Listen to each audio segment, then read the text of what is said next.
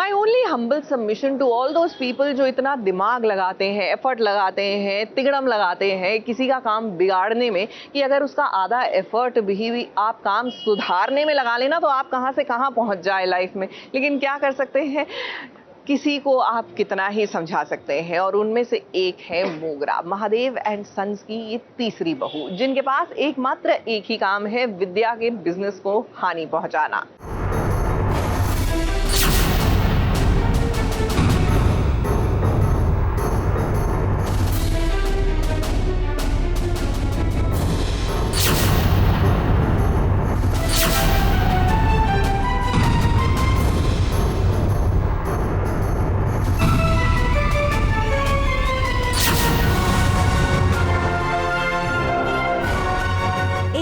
जगह पर जब तीन तीन धुरंधर बहुएं इकट्ठा हो, एक का नाम है नर्मदा, दूसरी का नाम है रज्जी और तीसरी का मोगरा, तो जाहिर सी बात है आपके मन में ये सवाल तो आएगा ही कि जरूर कोई तो बात है, कोई बड़ी घटना घट चुकी है या घटने वाली है। तभी ये तीनों आमने सामने हैं। अब बहुत बड़ी गड़बड़ी तो होने वाली है और गड़बड़ी करने का प्लान मोगरा ने बनाया है अपनी माँ के साथ मिलकर। अब मोगरा की माँ ने सबके लिए खाना भेजा है। अब इतना प्यार क्यों उमड़ रहा है उनके मन में, ये बात रज्जी और मोगरा को परेशान कर रही है।